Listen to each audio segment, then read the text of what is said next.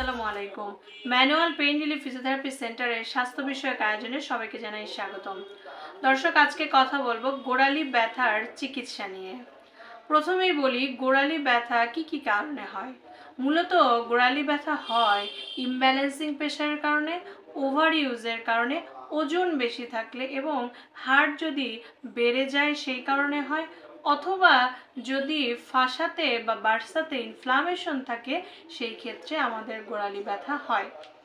এই গোড়ালি ব্যথা হলে সাধারণত দেখা যায় হাঁটতে গেলে বা যখন শক্ত জায়গায় হার্ট সারফেসে অর্থাৎ ফ্লোরে যখন গোড়ালিটা কন্ট্যাক্ট করে তখনই ব্যথাটা শুরু হয়।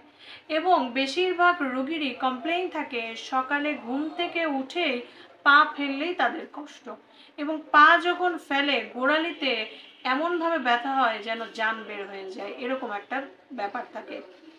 সেই ক্ষেত্রে দর্শক, আমরা যেভাবে চিকিৎসা করি এই গোড়ালি ব্যথার, খুবই অল্প সময়ের মধ্যেই আপনি এই গোড়ালি ব্যথার কষ্ট থেকে রেহাই পাবেন। সেটা কিভাবে দর্শক? যখন একজন গোড়ালি ব্যথার রোগী আমাদের কাছে আসে, আমরা প্রথমে তাকে অ্যাসেসমেন্ট করে তার গোড়ালিতে আমরা পালপেট করি যে ঠিক কোন জায়গাতে তার টেন্ডারনেস অর্থাৎ ব্যথা আছে।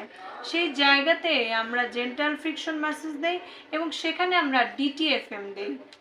এছাড়া আমরা ফাসাতে অর্থাৎ গোড়ালি থেকে পায়ের আঙ্গুলের দিকে যে ফাসা চলে যায়, সেই ফাসাতে যদি ইনফ্লামেশন থাকে সেই কারণে আমাদের গোড়ালি ব্যথা হয়।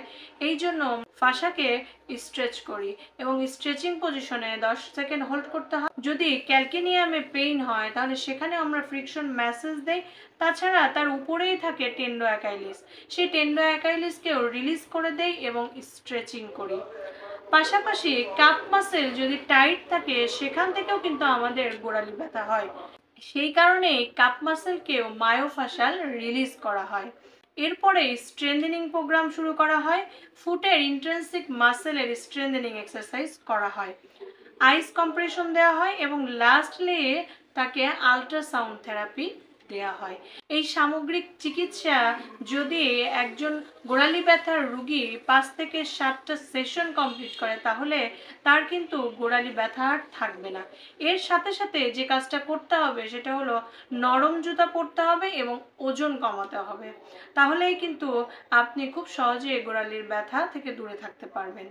দর্শক, আসুন আমরা সচেতন হই, সঠিক ফিজিওথেরাপি চিকিৎসা গ্রহণ করি, ব্যথামুক্ত সুস্থ জীবন গড়ি। ধন্যবাদ সবাইকে। আসসালামু আলাইকুম।